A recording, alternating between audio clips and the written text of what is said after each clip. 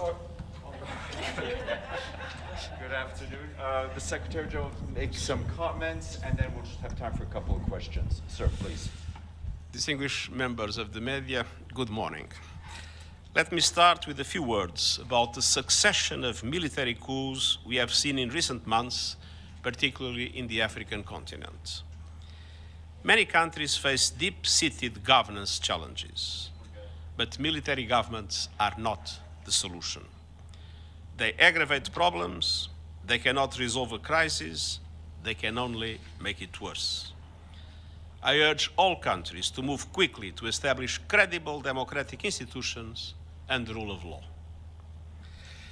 Distinguished members of the media, tomorrow marks the start of an intensive month of multilateral diplomacy, both here in New York and around the world.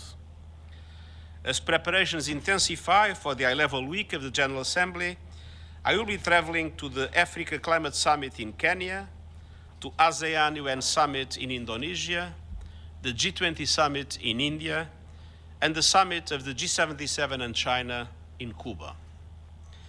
This multiplicity of summits reflects the growing multipolarity of our world.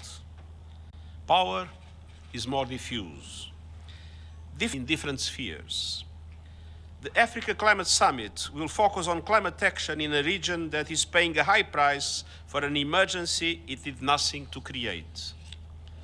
The UN-ASEAN Summit will be an opportunity to further our cooperation in a dynamic and ever-changing part of the world. The G20 gathers the world's largest economies, and the G77 is the voice of the Global South, the largest group of countries on the international stage.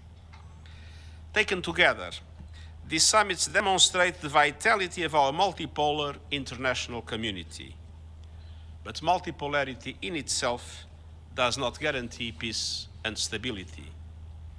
On the contrary, without strong multilateral institutions, multipolarity could be effective